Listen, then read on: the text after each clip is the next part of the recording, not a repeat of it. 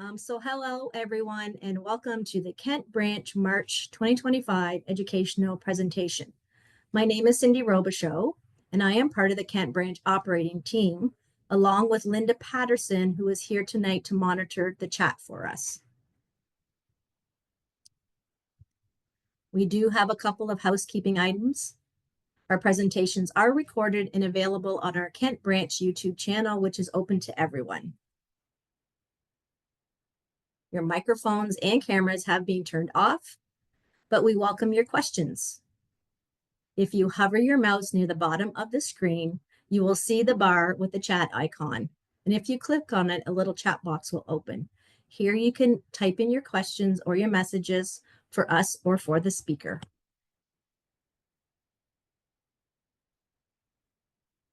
For anyone joining us for the first time, let me tell you a bit about Ontario Ancestors. Ontario Ancestors, also known as the Ontario Genealogical Society, is a nonprofit registered charity which was founded in 1961. It is the largest genealogical society in Canada with a mission to encourage, bring together, and assist those interested in the pursuit of family history and to preserve Ontario's genealogical heritage. Be sure to visit the website to find out what resources and supports are available to assist you in your family history research. Ontario Ancestors has over 30 branches all across Ontario and special interest groups as well. And we are the Kent branch located in Chatham. We focus mainly on family history related to Chatham-Kent. We offer resource assistance and education, and our mission is to promote and preserve local history and family history. Our family history library is located on the second floor of the Chatham-Kent Public Library, and it holds over 45 years worth of historical and genealogical resources for Chatham-Kent. We are open to the public on Fridays and Saturdays from 1 p.m. to 5 p.m. And we try to accommodate appointments for other times. We always like to connect with people interested in genealogy and local history. You can connect with us via this email.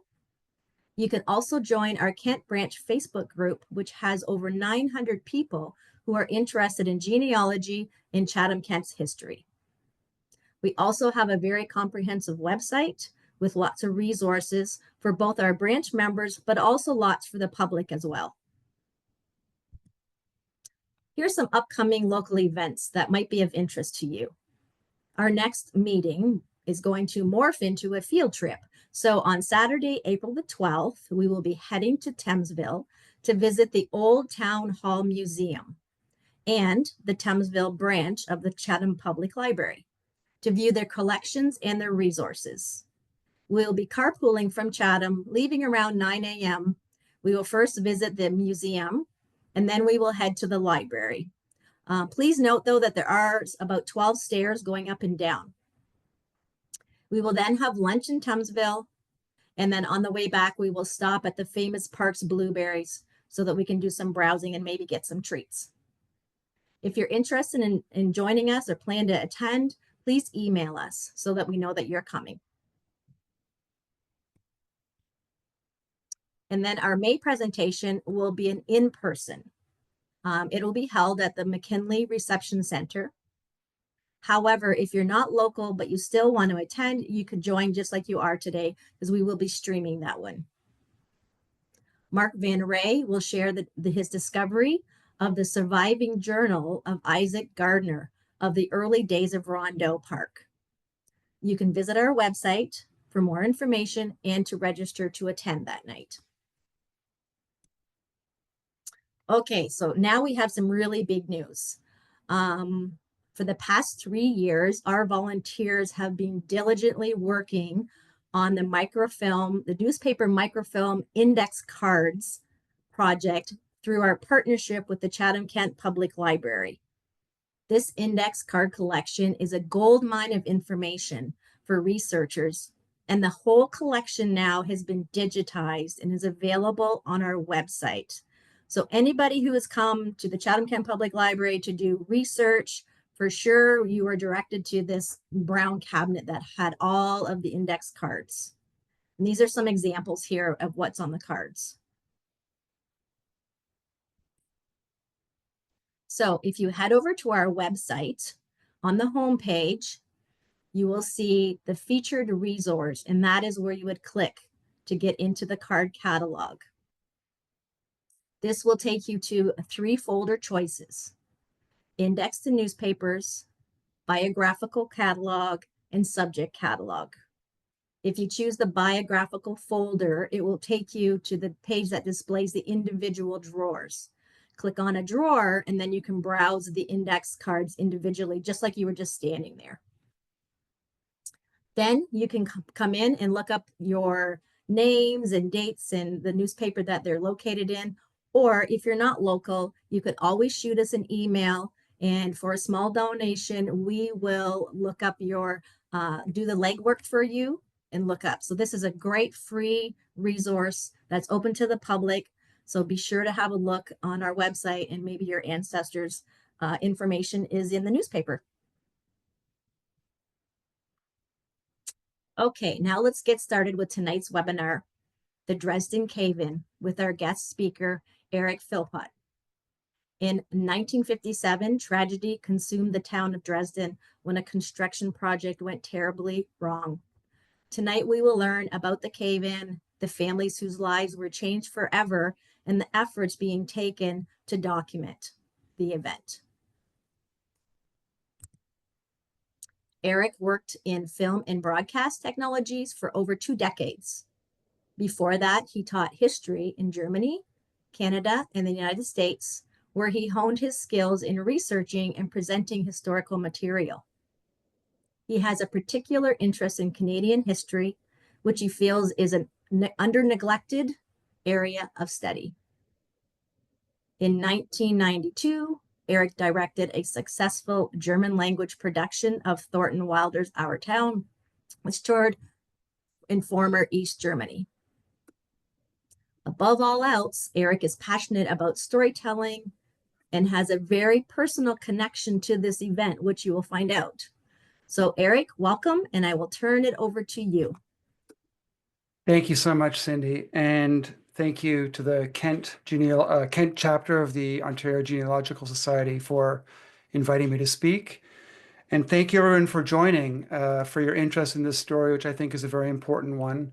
And I didn't see all the names, but I see some familiar names and some very special people to me who are attending. So thank you very much for joining. Now, we're doing this presentation in a really unusual time, where our country's existence is being called into question. And that's certainly something we have not experienced in our lifetime. And whatever that may be about, whatever it will actually be, it brings up some really important questions. What is Canada actually? And what does it mean to be Canadian? And what do we want Canada to be? And of course, there's lots of ways to think about these questions. But for me, the best place to start is by exploring our past and getting a sense of how we came to be the country that we are today. And I think this story is an opportunity to do that kind of exploration. I just want to check, am I loud enough? Can you hear me clearly? Yeah. Yes. Okay. All right. I'm going to now try and share slides. So let's see if this will work. 1 second. All right. Do you see an image? Yes. Yes. Okay, awesome. Okay, success. So we're going to be talking about something that happened in Dresden in 1957. But I want to start actually 3 years, or not even 3 years, 2.5 years after that, an event that happened in Toronto, in Hoggs Hollow. If you know Toronto, it's where the York Mills subway station is right now. Very large water mains were being installed underground. And on March 17, 1960, so we're almost at the anniversary, a fire broke out and 5 workers lost their lives. There was a tremendous public outcry when this happened, and there were protests. In fact, Italian-Canadian workers went on strike, protesting not only unsafe working conditions, but also discrimination. And within um, less than a month, incredibly. There was hang on one second, let me get my slide to go. Yeah, there was a royal commission up and running, and, and they undertook a comprehensive review of workplace safety across the province in all industries. They had hearings around the province. The commission went from the beginning of April all the way to the end of the year. They had 160 submissions. They had 120 witnesses.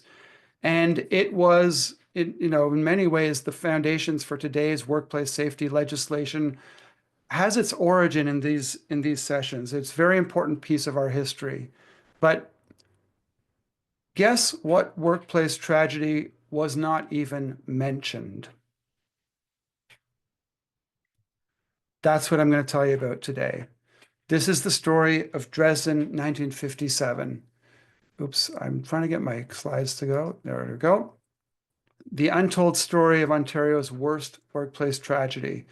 And so I guess to start off, the question is, how do I know any of this?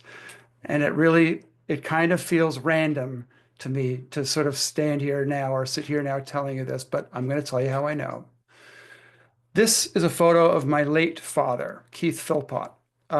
This photo was taken in 1956 in Winnisk, Ontario, which is far north, close to Hudson's Bay. My father was an engineer. He was English. He came to Canada at the age of 24. He'd already been working for a few years in England and worked in Canada for a few years.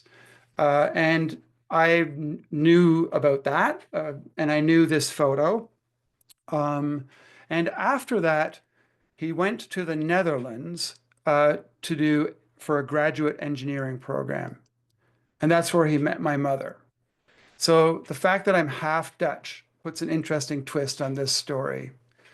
Now, a few years ago, I asked my mother what my father had done in Canada before he met her.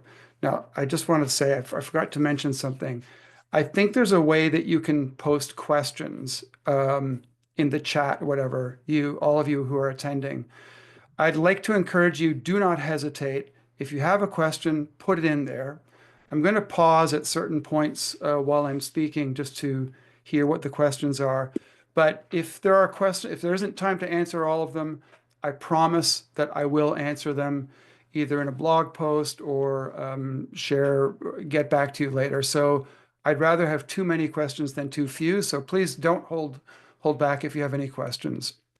Anywho, we're now in the year probably 2019. And I asked my mother, what did Dad do in Canada before he met you? And she told me a story that I had never heard before. She said that he'd been the site engineer for a construction project in the town of Dresden, Ontario. They were digging a deep pit for a pumping station for what would be a new water treatment plant. And my father was worried about the excavation. He wasn't sure it was safe.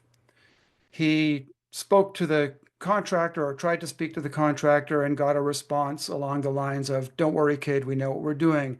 And my dad, of course, is 25 years old. The contractor is much older and experienced and so forth. And so as my mother related the story, shortly after that, or soon after that, there was tragically a cave-in and 6 men were killed. And it wasn't only this trauma that was so upsetting, but it was upsetting to my father because it felt like there were no consequences afterwards. Nothing really was done about it. My father told my mother that he felt like the contractor was too popular in the community, and that there just wasn't really an appetite for doing anything about it. This is the story I heard.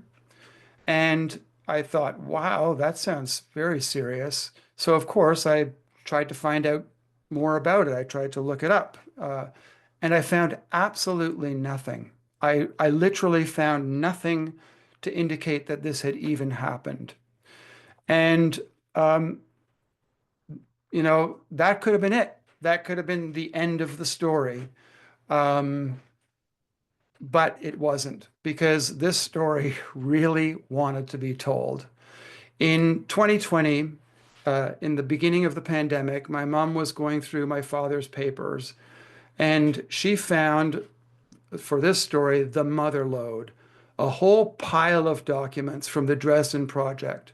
There were photos, there were diaries, reports, a summons to witness for a trial, a letter to the contractor. The whole story I'd heard was all there in black and white, fully documented. There were drawings that showed the location of the planned pumping station and the excavation and the collapse of the excavation. There were photos, but the photos weren't just photos, they were numbered and dated and labeled. So now I had hard information to start researching. Now, this kind of research really often ends up being the art of triangulation, which is, kind of cross-referencing things. You read this here, you read something else there, you read someone else, and you can kind of like start matching and lining up what fits. Well, I could already start doing that with my father's materials. For example, here I've got the page for August the 1st, which is the day when work started, and there's a photo of the site, a description. So I could already start just with that material. Now, I want to first just to give a kind of an overview of the process of turning, those initial documents into the story. And so I'm just going to do a kind of a quick run through for that. And the first thing I want to call out, I'm jumping ahead because I didn't know who these men were at first, but I want to say them at the beginning of the story because they are, of course, the center of this story. Here is the 6 men who died in this tragedy. On the left is Hendrik Drent, who was 58. He was the oldest of the victims. Next to him is Jan Oldewening, wearing his soldier's uniform. He was in the Dutch army. He was 45 when he died. Next to Jan is Wilfred Hovius. His Dutch name is Wiebrand Hovius. He was 19 years old. Next to Wilfred is his father, Enna.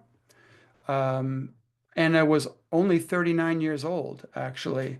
And that photo of Enna is from Holland from quite a bit earlier. And actually, Enna has his hand on young Wilfred's shoulder in the photo.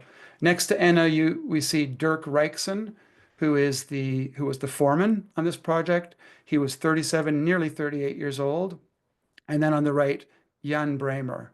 So, of course, I'm going to lay out how, I've built this story, but let's be clear, this is their story. This is the story of these families. Now, fascinatingly, it turns out that all of these men appear on the first day of the job in my father's diary. So where it says 5 men, all of Dutch origin, my father notes, came with the panel truck with hut making equipment. And here are those men. We've just seen their photos. And there is the foreman mentioned by name there. So we already got them lined up. They're appearing. It's not any old 5 men. It's the 5 men who died later on in the tragedy. So they're right there in the beginning. Now, having more specific information made it possible for me to do proper, now I could start real digging and research. And it turned out there's a tremendous amount of press coverage. I have definitely not found everything that's out there. Certainly, I've found well over 100 articles. I'm sure there are hundreds of newspaper articles. It was front page news. It was headline news across the province of Ontario, and it was front page news across the whole country in Canada. And it even was news in Holland. In fact, it was in at least 7 newspapers. And here you see 5 of them. I have been very generously sent by John Rijksen, who I think is on this attending right now. You see the Algemeen Handelsblad, the big newspaper right there. John has located from the newspaper an actual original copy of that newspaper. So we have that. And I think this is one thing I just want to mention. When this film is done, when this project is done, I intend to bring all these documents together and make sure they go to a good home, a good archive, a museum, or a library, somewhere where they will be available to other researchers who can continue researching this, because we've already got an incredible amount of treasures for this event. So, of course, newspapers provided a pretty important point for, gathering information about the event. Then came the powerful on the emotional level, but also powerful in terms of the information that we started to get, is meeting the families. In this photo, you see Wayne Hochstein. Wayne has been an incredibly helpful person in this process. Wayne's late wife, Afka, was a Hovius. So her father and brother were two of the victims. And in fact, the connection between these families dates even further back. It turns out that Wayne's family and the Hovius family were on the same ship when they came to Canada. Wayne and John Hovius, who are today distinguished gentlemen, played together as little boys on that ship. Now, it's not only, the very emotional side of meeting these families. Imagine my father and their fathers, we are connected that way. Imagine meeting these people all these years later in a connection of something so significant in their lives. So there's a whole very powerful emotional thing. And I can tell you, I started this project because I couldn't bear the thought that these documents wouldn't be properly housed somewhere, but I discovered that nobody had written about it. No experts knew this story. So, okay, then I'm going to find some way to tell this story. So first it was that. As I dig into it further, it becomes also something I'm doing for my own father, as I come to understand what he went through. And then, of course, as I meet these families, it becomes even more important to me. And it's really for these families that I'm incredibly motivated to do this. Now, along with that very emotional thing, talking to the families has been an incredible source of information. I cannot believe how good some people's memories are. I have got nitty-gritty details, many of them secondhand, but tiny details that I've been able to verify from newspapers, from all kinds of crazy sources. It becomes like a web, all the information you're getting. And truly, one of the most important sources of factual information are these families remembering something that happened 67, 68 years ago. Here, we also immediately started shooting interviews. By the way, this is not quite the way you should start a film. Normally, you do research and get funding and all this stuff.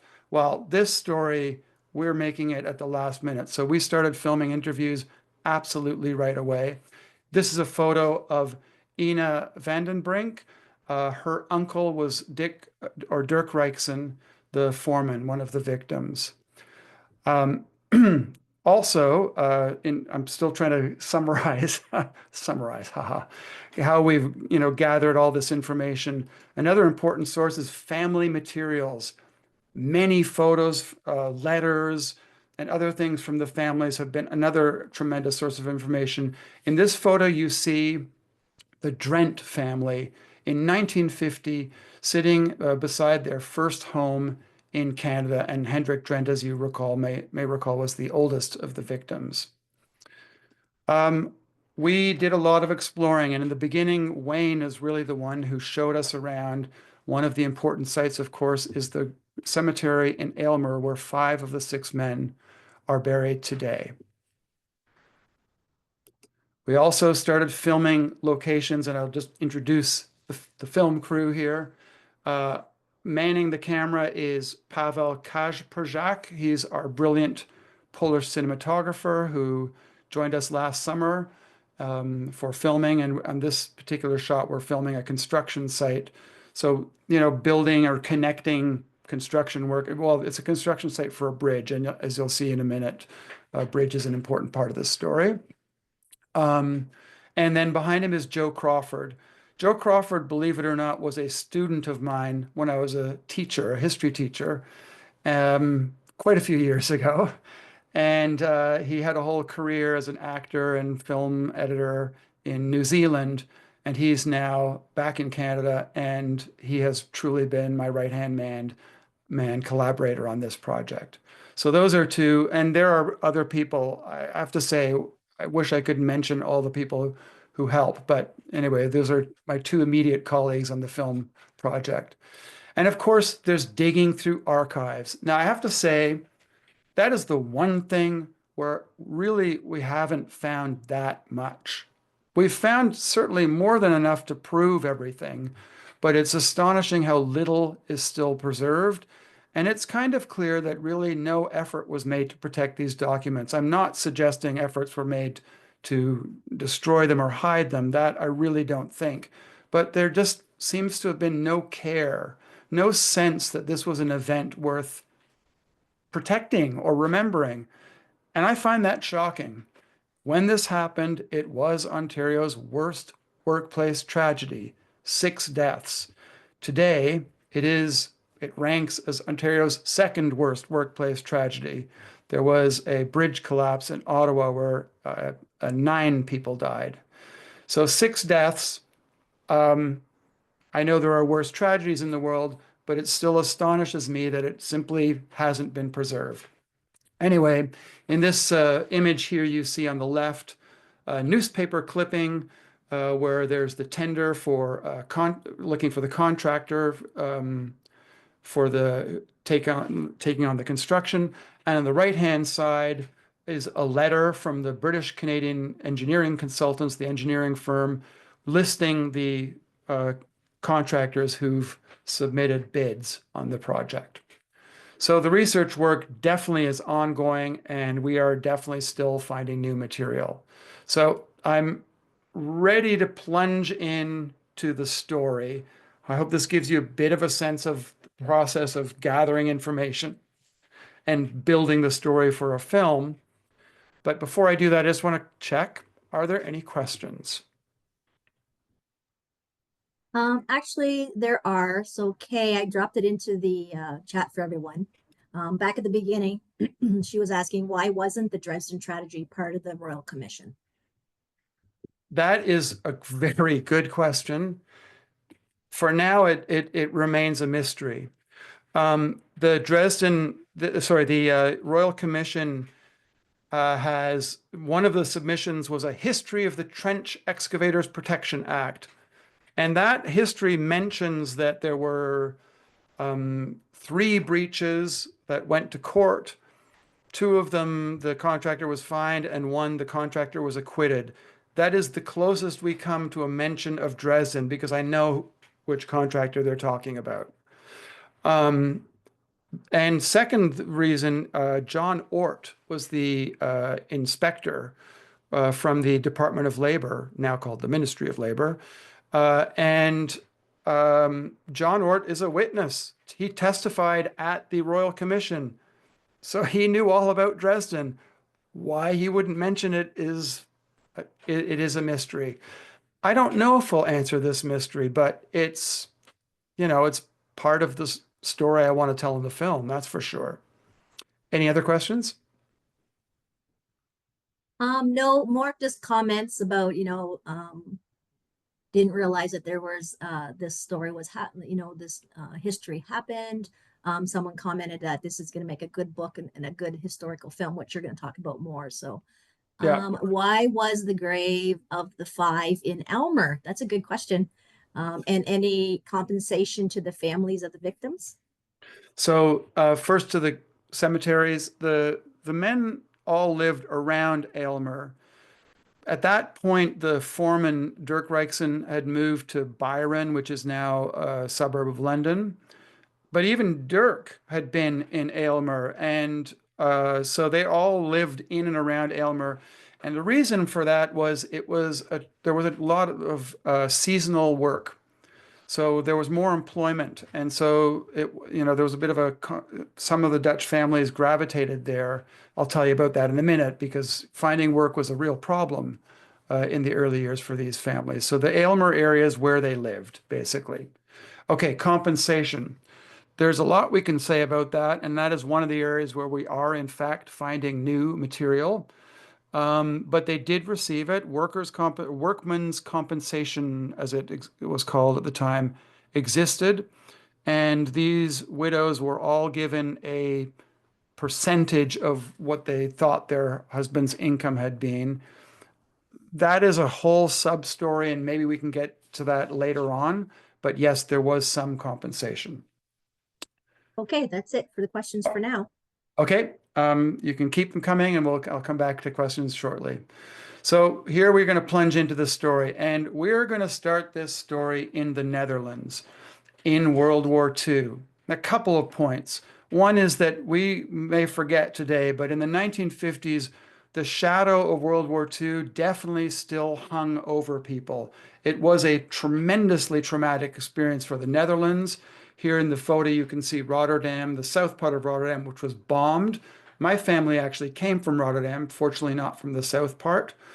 But this is where the brief fighting, Holland surrendered within a week, I think. The brief fighting that took place here, where you can see the devastation afterwards. So this is important because this led to the conditions that sort of, caused for what became a really significant migration of people. On the right, by the way, we see the full photo of Jan Oldewening in his army uniform. He was in the Dutch army, and several of the other people in this story were involved in the resistance in various ways, sabotaging German installations or hiding pilots or Jewish families who were trying to escape, that kind of thing.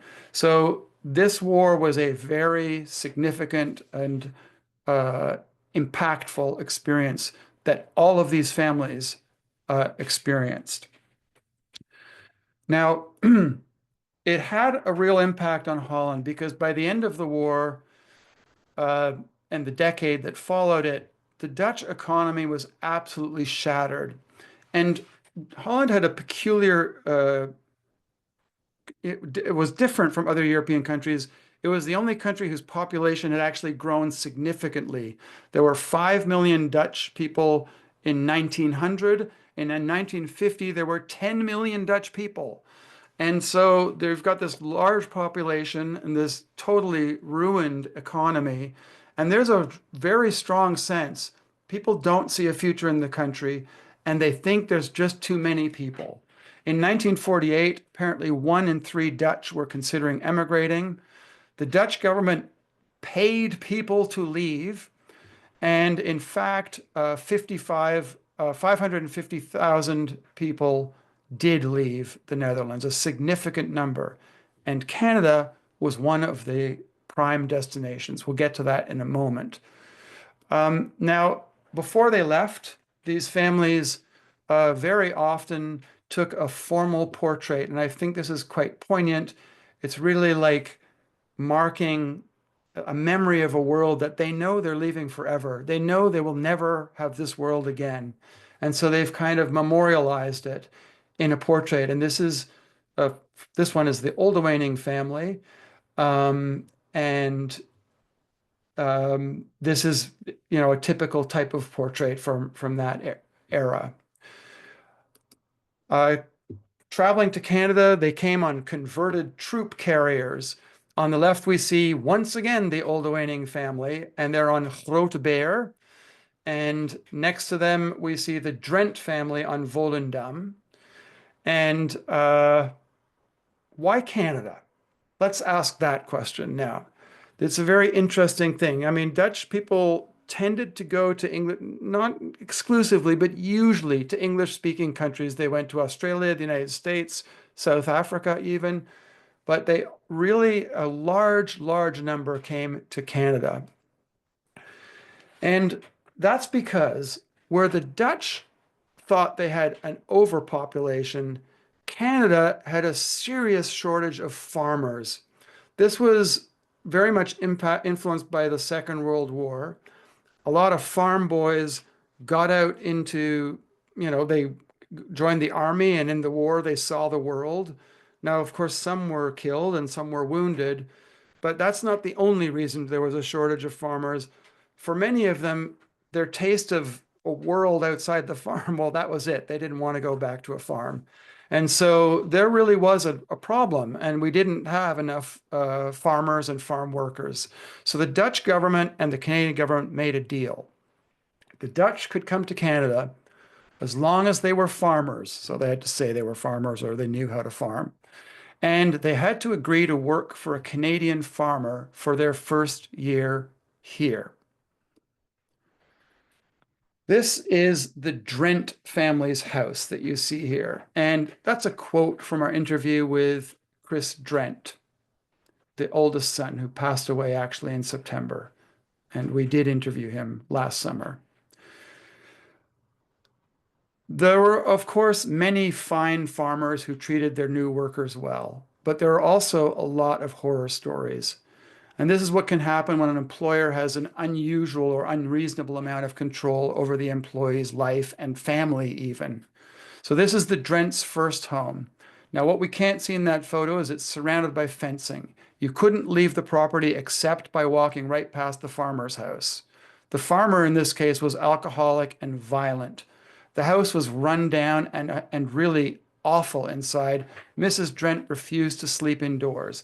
That is her bed on the left side of the house. She wouldn't sleep there. She slept outside. Now, the conditions with this farmer got so bad that they started sneaking their possessions over the fence during the night, including the stove that you can see. This is a blurry photo, but in the background, you can get the idea. That is a cast iron stove. And they found some other Dutch farmhands to help, and they lifted that over this fence to get it out of their property. And after all their household stuff was removed, which I imagine took several nights or possibly weeks, the whole family finally snuck over the fence and drove off in an old Model T. Now, this may be a slightly extreme story, but I wouldn't tell it to you unless it was typical. I've lost count of how many horror stories I've heard about this. And so that's what it was like, for many of these families. I could tell you many more stories, but I wouldn't get through this presentation if I did that. Now, we're talking now about the Dutch immigrants in Canada in this era. And religion played a really important role in the lives of these immigrants. Most, including all the families in this story, were Christian Reformed, which is the largest Dutch Protestant denomination. But there were also a sizable minority of Dutch Catholics who came here as well. Now, like many immigrants then and now, religious life was also a really important social anchor, because it was the one time they could be together with people that they knew or at least spoke the same language. And they had sort of some companionship as they each learned to navigate, life in this new country. Now, the photo I'm showing you here is from the inside of the Christian Reformed Church in Aylmer, and this is actually from the funeral of the 6 men. In the front in the center row in the front are 5 widows and 20 children who've just lost their father in this photo. Now, after that first year of employment with the farmer, if that even helped them make ends meet, and it did not always, finding work was a real challenge. Somebody was asking about Aylmer. Aylmer had a lot of tobacco and strawberries, which meant seasonal work. And so the families often relied on seasonal labor. And honestly, anyone who was old enough in the family to work had to work. It was an all hands on deck situation. Here's a photo of this is not anyone in our story, but this is a photo in the Aylmer area of tobacco picking. Construction work was much better paid, and that was definitely a very desirable option for men. And even if they were farmers and wanted to get back to farming, this was a way to earn enough money to eventually buy their own farm and so on. So construction work was definitely the most desirable employment for most of them. And for Dutch immigrants in Aylmer, Keeler Construction was a great option. Keeler Construction was based in St. Thomas, fairly close by. And here's a photo of the construction of the Clark Equipment Factory in St. Thomas, which was done by the Keeler Construction Company. And they had a very large crew, mostly of Dutch Canadians. At least 3 of the men in our story were in that crew. Here is Alvin Keeler. He's driving the earth mover, and he's taking delivery of the very first earth mover to come off the assembly line at the factory that his company just built. And this little vignette is really emblematic of Ontario at that time. A factory to build machines, to build more things for growing Ontario. This is what's happening in the 50s. The world we live in today, they began to build that world then. This includes things like the 401 and bridges over the 401. The 401 was built in that decade and finished perhaps late in early 60s.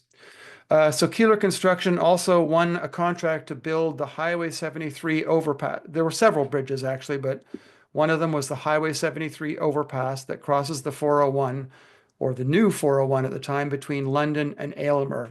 And this time it was, I think, an entirely Dutch crew, probably over 50 men, and includes all of the men in our story were in that work crew.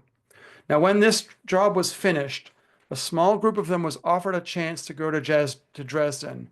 It meant staying all week because Dresden was, far away from Aylmer, so they'd only be home on weekends. But it was going to last 5 months, and there would be lots and lots of overtime. So this was a terrific opportunity.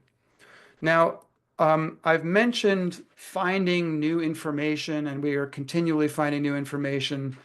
And I think one of the attendees here might have been the person who gave me the initial tip that led to this discovery. But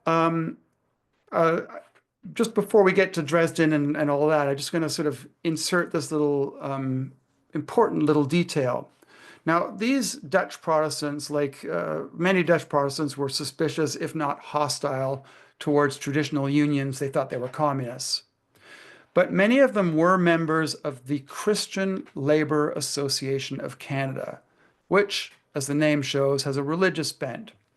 Now, it turns out that CLAC, Christian Labour Association of Canada, still exists today, that CLAC was on the cusp of organizing. They would have become a union, actually, or a local of that union, but they decided to hold off.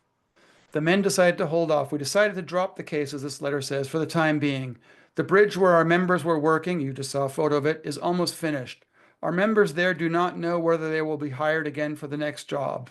And so they deferred getting together to vote on a union, which was a problem, really, because this was the last time you're going to have this large Dutch crew in one place. Anywho, it kind of underscores, though, the risk, the vulnerability of these workers. We can play the what if, what would have happened if they had organized? Would it have changed the outcome in Dresden? That is certainly a possibility. But it also, this episode just underscores that these men are vulnerable, and not in an obvious way like a nasty farmer threatening them with a pitchfork, but vulnerable nevertheless. And it ended up costing them their lives. So this is, just an example of the kind of things we sort of keep finding as we dig through this story. All right, now stepping back for a moment, what is going on? What are they doing in Dresden, and why are they doing it? In the 1950s, Ontario towns and cities were seriously short of water. There was a real problem. Most towns and cities had relied on well water, which is aquifers, but aquifers could not provide enough water for a growing population and growing industry. So building new water infrastructure, pipes and treatment plants and all that stuff was very expensive, and it was too expensive for municipal budgets. So the Ontario government under Leslie Frost, and that's the premier who really kick-started the building of modern Ontario, the Ontario government created the new Ontario Water Resources Commission. The Ontario Water Resources Commission would provide financing and expertise, and so that towns could, get the water systems put in place that they needed. One of their first projects was the little town of Dresden, Ontario. Here is a photo of Curly King. He is the manager of the Dresden Utilities Commission, so he's the client in this case. Curly King was also an avid photographer, and I think took this aerial photograph, and that is most of the town of Dresden, what you see in that photo. And you can kind of see the curve near the top of the photo, the curving flow of the Sydenham River. And off to the right, if this photo continued to the right, is the location where the pumping station was being built, where this tragic tragedy occurs. So this is the client receiving the services of the Ontario Water Resources Commission. The engineering company was the British Canadian or Canadian British engineering consultants in Toronto on Avenue Road, very close to where I am right now. They're not there now. The company still exists, slightly different name. They're not in that location. There's the cover page of the drawings, the engineering plans for the project, and there inserted is a photo that my father took. This was my father's company. This is the one he came to Canada to work for. And there's the messy or very messy or whatever offices anyway. Here is a detail from the plan. I just want to show this so you get a sense of what's actually being built. There were actually three things, two of them new and one of them an extension. The first one, and the subject of this story, is the pumping station, which is built, was going to be placed right by the river.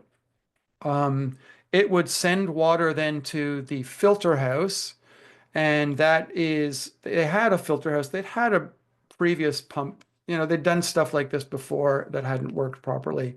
The filter house where, you know, sediment and debris would be removed from the water. And from there, the water would go to the water treatment plant where it would be purified for the town.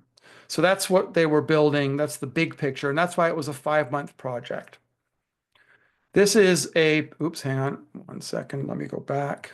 This is the cutaway of the pumping station itself, the planned pumping station. This was never built, but this is what they were going to build. On the left side, you see it from the side view, and on the right, you can see it the way it would look if you're looking from the river. And actually, you wouldn't see it. Almost the whole thing is underground, but we can see that this is a very tall and narrow structure that's being built. And it would pull the, well, actually, it wouldn't pull the water. The bottom of it is, hang on. Yeah, this is a very rough sketch. My father did this. This is not a proper engineering drawing, but he did this after the accident to sort of illustrate, you know, for the court, I guess. Now you can see that the bottom of the foundation is below water level, so it's gravity fed. And from there, it would pump the water over to the filter house. That was the original plan. You can also see from the dotted line that most of this structure would have been underground. Now here's the big news. Infrastructure was big news in those days, and it's in the Windsor Star, big article, building machinery reaches Dresden for water plant. This is actually exactly the same as the page of my father's diary when Keeler's men arrived and so forth. That first page from August the 1st. Here it's a newspaper, so it's August the 2nd. And they're reporting that the project's beginning. And there's a photo there showing first on the left, Curly King, the utilities manager. Then my father's boss, Jim Knox, next to him. Oh, sorry, no, excuse me. First Curly King. Next to Curly King is Doug Weiss, the mayor of Dresden. And then with the tie and the British, looks like a very British mustache, is Jim Knox, my father's boss. And then next to him is Gordon Clark from the Ontario Water Resources Commission. Here's my father at that time doing something that I remember vividly from growing up, drawing. He was a great engineer. He really became a very good engineer, but he always loved the hands-on parts of engineering as well. So he did a lot of his own technical drawings. And so here he is, and this photo is from that time, probably from his home in Toronto, which is also very close to where I am sitting right now as I speak with you. And here are the workers. Here they are. On the left, you see Enna Hovius, and this is, again, one of these portraits, formal portraits of the life of their life that they'd left behind in Holland. And N is on the left with his, oopsie, I don't know how that happened, excuse me. N is on the left. And in the back, you see young Vibrant or Wilfred. Lower middle is Vibrant, the summer that he died at the age of 19. He and his friend Andy went to Michigan and they met girlfriends, had a girlfriend there. So that's young Wilfred. Up top in the middle is Dirk Reichsen, the foreman, with his wife Grete. And then in the middle is Hendrik Drent. It's not a very good quality image. It's from the newspaper, but that's Hendrik Drent. Top right, you see Jan Bremer with his wife and 3 daughters. He also had an adult son, Herman. And then bottom right, you see probably the engagement photo of Jan and Engeltje Oldewening. So here are those characters. And now we get to the actual construction. I think I'm looking at the clock and I'm going to have to move it. Maybe I should pause for a second in case there are questions.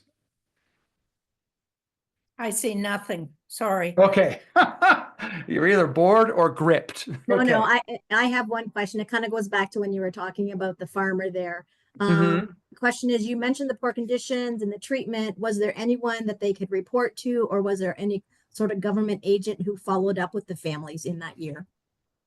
I'm not aware of that. Now, in the case of the Drents, who had to really do something a little extreme and escape by night, the Drents were originally, their first home was near Ottawa. And by great good luck, Chris Drent, the oldest son, had gone to school with a girl who was now worked at the embassy, the Dutch embassy. So they got help from the Dutch embassy. That's how they were able to do this and get their papers sorted out. But I think from the sounds of it, and actually we have Hoviuses, I think, we have other who may even know the answer. I think they were pretty much on their own. And if they got help, it was probably from the Christian Reformed Church, who actually had agents. And I bet you the Dutch Catholic Church also did this, had people who would really help, because farmers would abandon the family. Like families would arrive in Canada and find out their farmer had abandoned them. They didn't want them anymore, that kind of thing. So I think they got more help from their own community, is the short answer. Okay, great. All right. I think I have to speed up a little bit here because of time, and I apologize for that. But this part of the story isn't going to take that long. You know the lay of the land right now. Here we are going to follow the progress of this project. The first thing they're building is the pumping station, like I showed you. The work began on August the 6th. So the first few days were, getting equipment ready, building the huts, all that kind of thing. They started this project on a Wednesday. August the 6th is a Monday, so now they're back and they have now their first full week. And they start cutting for the excavation at the top of the riverbank. And then they dug a ramp down so that they could start on the second day digging from the riverside lower down. Here's the view lower down. And now here's a quote from my father's diary, and I'm not going to give you all the details, but just enough to show you that this was an ongoing concern. I was rather surprised, that's called British understatement. I was rather surprised to discover that the contractor had no intentions of providing any support to the excavation. The contractor said he was going to dig it out wide, so wide that you didn't need supports. This is definitely not what they did, but that's what they said. That's what they thought, perhaps. And now you see it on the third day. You can see it's getting deeper. Now you can see the river in this photo behind. Now look at the sides of the bank. You can see that this is pretty steep and it's sort of mushy, not mushy, that's not the right term, but it's clay. So it's got a kind of a sticky texture. You can see that on the right-hand side of this image. Now, my father's concerns just grow from this point on. Throughout the excavation, there are these small cave-ins, which my father calls slips. And my father's worried, and he phones his boss asking for advice, what to do about it. And his boss, Jim Knox, who he saw in the photo, said, try to convince Keeler that it's in his own interest to get soil testing done. So that was the advice. And now here we are on the Friday of the first week. And my father's now tried multiple times. Keeler came, I think, on that day. And in a different document, my father wrote that he approached Keeler in person about the soil testing. And this is a quote from the document. He seemed quite concerned about the poor soil conditions. But when I mentioned tests, he absorbed my remarks without comment. My father was a pretty good writer, I'd say. But anyway, it was still, he didn't know how to deal with it. I don't think my father knew how to deal with it, and he wasn't getting a response. This is now Friday, so the men now go home for the weekend. And at this point, the men are worried. Up until now, almost all the digging was done by machine. They dug, imagine digging kind of a valley or a cut into the riverbank, and then in the middle of that cut, digging down to the bottom of the where you're deep enough to pour the foundations.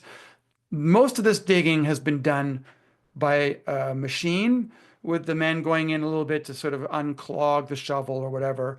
But they know that the next week when they come back, they're going to have to go into that pit and work there, and they're worried. There is pervasive worry at this point amongst the men. In that last weekend, I know that 5 out of the 6 men, including the foreman, 5 of the 6 men spoke to their families about this. Ben Hovius remembers his father pacing in the house to show them how deep the pit was. Arnold Oldewaning remembers his mother telling his father, "Call in sick, don't go, it's too dangerous." And so there's a lot of concern. Now, on the weekend, Enna Hovius would write letters to his sisters and mother every Sunday. And here you see the last letter that he ever wrote. He mentions Vibrant and I are in Dresden, 120 kilometers away. We leave on Monday mornings, come back on Friday evenings. We have our meals with a Dutch family and sleep in a hut. We can't complain. There isn't much work this summer.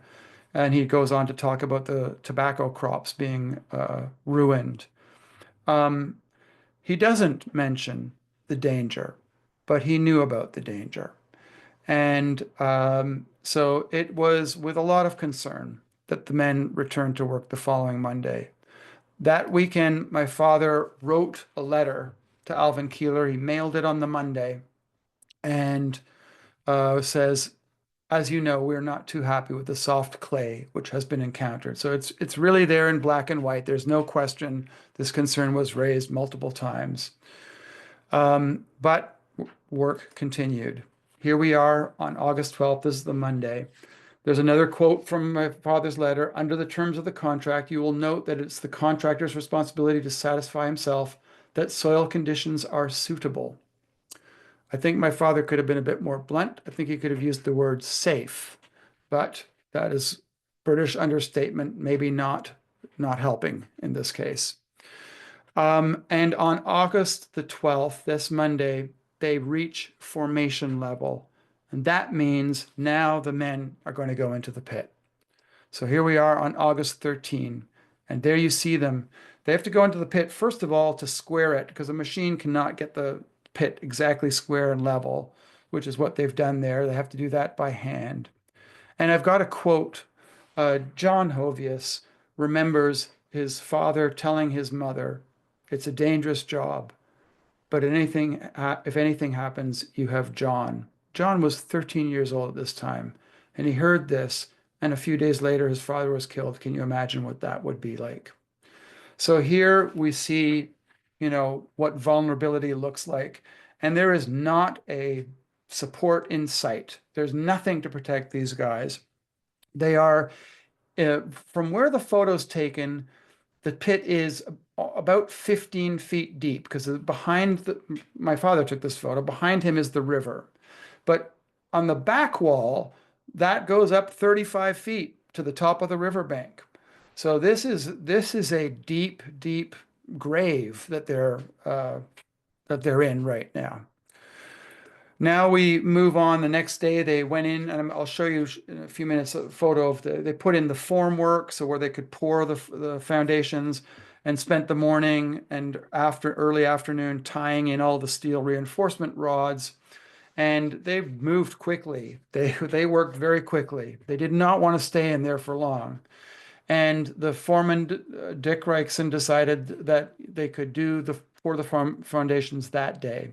So at 4 o'clock, the first concrete truck arrived. This is a photo that's not labeled in my dad's photo album, but I've got so many other sources. I know exactly what's happening here. They created, using the crane, they're using a swing to bring the buckets of concrete because they can't get the concrete mixer to the edge of the pit. The earth is just too soft. So they're swinging the bucket over there, and from there the concrete, they pour it down the trough into the formwork where you see all these steel reinforcement rods. On the left there you can see Anna Hovius, and on the right that is Jan Oldewening, I have calculated. I'm going to go back a photo here. The person with no shirt that you see, if you can, very dimly in the center, just behind the pipe of the bulldozer, that's young Wilfred Vibranthovius. We know because he didn't wear a shirt because he liked to tan. So here we go, and here is the last photo of the men that I think was ever taken. On the left, you can see Jan Bremer with his distinctive profile. In the foreground closest to us, with the shovel and the trough, is Jan Oldewening. Behind him with no shirt is Wilfred Hovius. Standing next to Wilfred is Anna Hovius with the shovel and the cigarette in his mouth. They all smoked, apparently. And then I am almost certain, although I can't be 100% certain, but that has to be Hendrik Drent, who's we see without a shirt, sort of stepping down or onto the trough. There wasn't any other man working in the pit except for one young man, and he's not in this photo. So I think it has to be Hendrik Drent there. And this photo was taken at 5 o'clock. At 7 o'clock was they're pouring the second load of concrete, and they are almost finished. And tragedy strikes at 7 o'clock. The left wall of the pit collapses. This is my father's drawing done for the report or for the courts to sort of explain what happened. You can see there the left side, and he calculates how much soil collapsed into the pit. And it was a horrific scene. At this point, Alvin Keeler, the foreman, when this happened, he was standing looking at the work. He was standing on the formwork on the east side, which is the right side of your, hang on. He's on the west side, excuse me. The east side is which collapsed. He's on the right side looking at the pit, and on the north side with his back to the river is Dick Reichson, the foreman. When the collapse happened, it pinned Alvin Keeler's leg in between the formwork and the wall of the pit, and the same action threw Dirk Reichson into the pit, and he was killed. And so that's how it happened, that the foreman as well as the men all died. Now, when this happened, there was the town of Dresden really stepped up. There was the fire alarm went off. They had a air raid siren in the town. Everybody knew something terrible had happened. Anyone with a shovel came. There were hundreds of people. Now, the hundreds of people couldn't fit in the pit, but some brave souls did get in that pit, and they are brave souls because they're afraid that there's going to be another cave in. So they're digging there, trying at first, hoping to save the men, and very soon realizing that there will be nobody saved, that none of them will live, that there's no chance for them. Here, maybe 10 or 11 o'clock, the first body, Dirk Reichson, is carried out of the pit. And on the right, you see my father that night with Guy Lampkin, who worked for the Dresden Utilities Commission. As you know, this was front page news across across Ontario, headline news across Canada as well. I'm going to skip ahead. One of the discoveries we made is, believe it or not, there was news footage of the event and starting that night. So let's see if this will play. Come on. Oops. There we go. The camera crew was there before it was even dark, which is incredible. So this is from CFPL London. You can see the crowds there. They used at night, they tried with a crane, but they were afraid of damaging the bodies, so they stopped using the crane. They started digging by hand. Here they are digging with lights on the digging. That's the news. And here it is the next day. They got 3 bodies out the first night. There's my father. Big surprise to find my father in the film. But he was advising them because of the safety factor. For once, they're now listening to him. And so he was sort of advising what to do about keeping the recovery workers safe. They were digging away earth partly to keep them safe. Here you can see how sticky the muck was, the clay was. Some of the bodies were tangled in steel rebar, so they had to cut them away with acetylene torches, which they're bringing down. Here you can see probably the 4th body, and I'm not sure whether that's Jan Oldewening or Jan Bremer being carried out of the pit.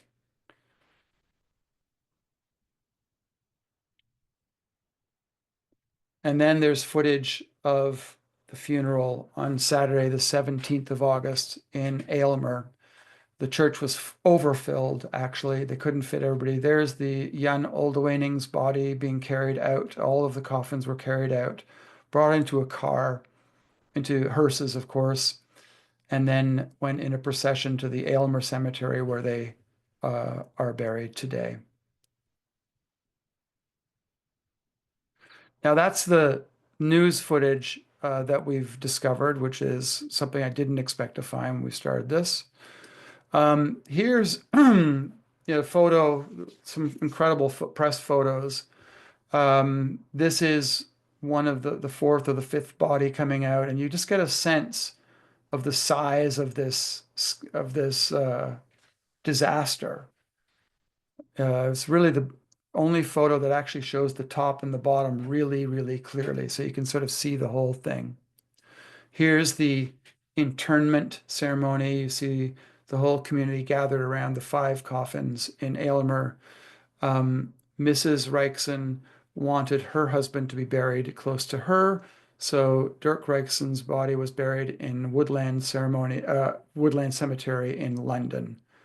But the Reichsons were here for this. They went and left and had a separate, smaller service after that. The Reichsons are in here, and I apologize to John Reichson because there's another photo where you can see him, but he's behind one of the standing church ministers there. So this is, a devastating experience for that community. There was a coroner's inquest a month later, September the 12th. This is one of the documents that we did find. These minutes are fairly cursory. I have found newspaper articles with more detail on some specific points than these minutes, but it all kind of builds up to sort of document the entire story. So the inquest happened pretty quickly, within a month, well, actually, 4 weeks to the day after the tragedy. And then there was a trial. Now, this is a story I could just go on and on. There's so much I could tell you about, but there was a trial finally in March, and the contractor, Alvin Keeler, was charged with breach of the Trench Excavators Protection Act. My father was the witness for the prosecution, one of the 2 witnesses for the prosecution. Meanwhile, they're still working together because this project is still going on. It was not completed until May of 1958. So I can't imagine how awkward that would have all been. But he was acquitted on the basis that the definition of trench, it wasn't clear if the definition of trench applied. And that is truly, for the public and for the public record, this is the end of the story. We don't see any other appearances of this story. And from this point on, the only people who carry that memory are the families and those who were affected by it. So I'd like to sort of end this part of the presentation, or probably because of the time, the presentation, if we still have time. Do we still have time, Cindy? Because I wanted to play just a little clip where we can hear from the family members of these 6 victims. Yes, I think that would be very good. Go ahead. Okay, so here we go. Let's give it a second. My name is John Hovius, and I was 13 years old in 1957 when the accident at Dresden happened, wherein my brother and father were killed. And our family was notified that evening, the 14th of August, by a knock on the door, and somebody told us there had been an accident. My father was the site engineer for a construction project in Dresden, Ontario in 1957. The project was building a pumping station right beside the river for the new water system that was being put in for the town. I do not know whether, as a site engineer, he would have the authority to close the job. It's a question I actually carry. He was there 25 years old, just 25 years old, and here was this experienced, highly regarded contractor that he was faced with. I couldn't believe that something that terrible had happened here and that I hadn't known about it. At the time, I don't think there was much safety. You did what you had to do, but whether it was safe or not, no. When we worked almost from daylight to dark in those days because, yeah, we were immigrants and we had to make a living. You took any job you could get. I actually do recall my brother saying he was not looking forward to going back down in that hole. There was one farmer or family came over to Canada who lived also in the Aylmer area. When they got to the farmer's place, the chicken coop was going to be their home. That's how much the farmers thought of us as people coming over here to work for them. The farmer said, well, really, I don't need you anymore, and hung up. And so here my parents were standing at the train station on a Sunday afternoon, a beautiful day, with 5 kids. Now what? He told Dad that you could find the gold on the streets in Canada. He didn't talk about poverty, which we entered into. We were pretty good off in Holland, well off. Dad paid for the trip. The government didn't sponsor us. He was proud of that. That Sunday night, she said, why don't you just call in sick? It's too dangerous, don't go. You know, she wanted him to stay home. And if he had, he'd be alive. But I remember Mama hugging Dad and him coming back to give her another hug. And then they left. That was the last time that I saw him.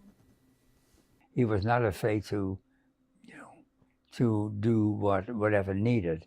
So he was down below somewhere when the whole thing collapsed.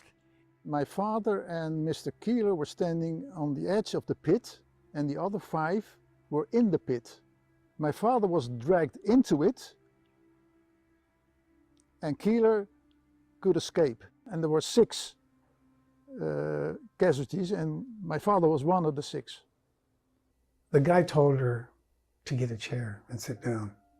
She knew immediately. He hadn't said a word. She knew. She got the chair and she looked at us, and we knew right away. Our family was the only ones that could have an open coffin. Well, they still looked like them. I could tell Wilfred had some cement between his teeth. And my mom sort of got stuck at my brother's coffin. And I said, oh, Mom, Dad's here too. And later on, I saw it in the London Free Press and realized that, you know, here we are. I could have been part of that team, and who knows what would have happened to me. I remember Mr. Keeler coming to visit us, crying profusely, crying his heart out, and he kept saying, "It was all my fault, it was all my fault." And my mother said, "No, it was not your fault." And she felt sorry for him. What he did talk about at that time was the photographs that he had taken of the site. His photographs were what he felt in the court case were clinchers. In fact, there wasn't much interest, and maybe they didn't even look at the photographs. I think he tried to suppress the whole thing. There was nothing he could do about it anymore. And so what was the point? She never really got over that accident.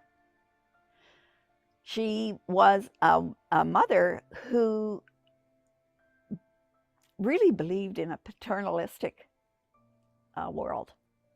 And so for my dad to die, and then my oldest brother, that was like the worst tragedy that could ever have happened. People just wanted to get on with life and didn't want to hear bad things in the 50s. And the fact that it conveniently happened to an immigrant group that didn't speak particularly good English made it easy to do so.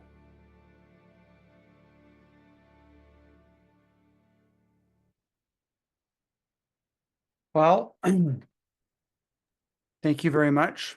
I've obviously can answer questions, and there's an infinite amount of other stuff I could talk about. I think you can see from the voices we just heard that this is a very emotional topic and very powerful story. And yeah, we're working very hard to make sure this story will be told. So I'd like to kind of like wrap up the presentation part there, but I'm very happy to answer questions and follow up afterwards if there are questions that we can't get to today. Okay, as soon as you started playing the video, the hair on my arm stood up. So those are very, very impactful statements, and thank you for sharing those with us. Somebody had asked, how did the tragedy affect your father? I don't know if you want to speak to that or not. I think that my mother said something pretty good in that little clip that we just watched.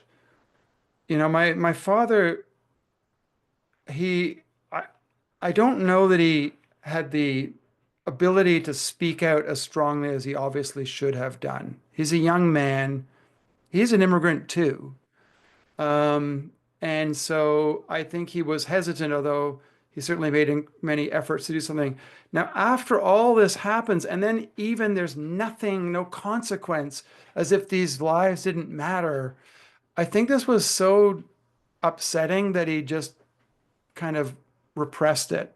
He obviously talked to my mother about it, in some detail, but he never told us. And, I was a kid who would ask I wanted to hear everybody's stories, the war stories, all this stuff. I can't believe I never heard this story. Well, I never heard it because my dad obviously did not want to talk about it.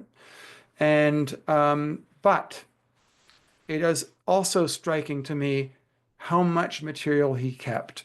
I don't think there's any materials from other jobs. There's certainly many photos and slides from those days, but he kept this stuff. So I think that there was this sense of non-completeness for him.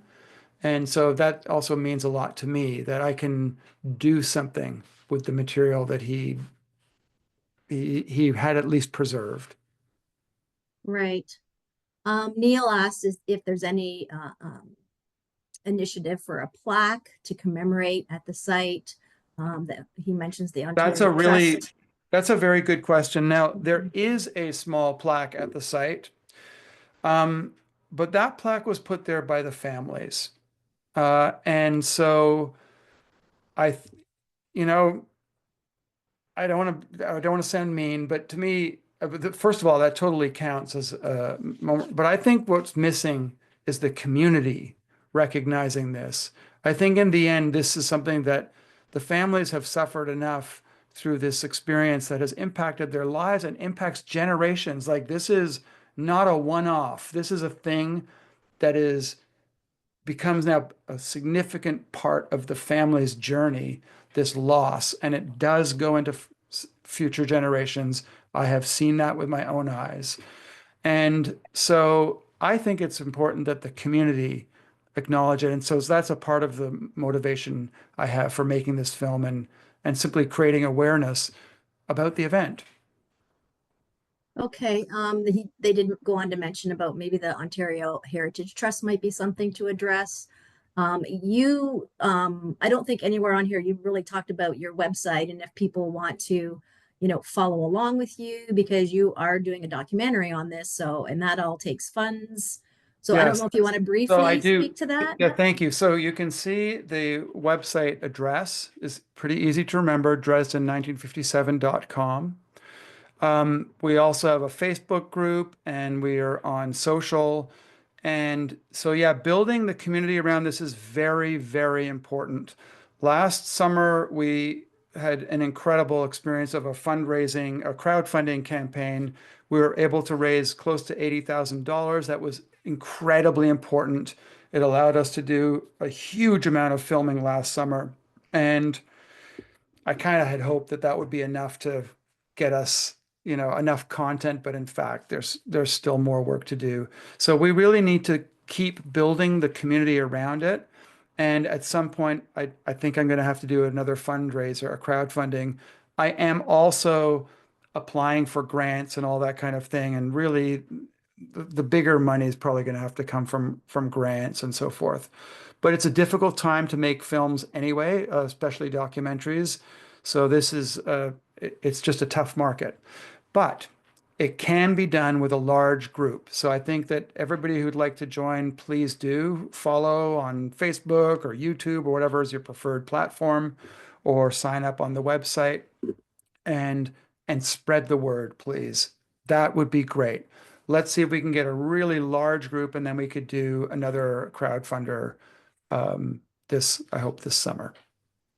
That's a great idea. Please keep us in the loop as well, because we will also advertise for you. So that Yeah, would be I'd be wonderful. grateful.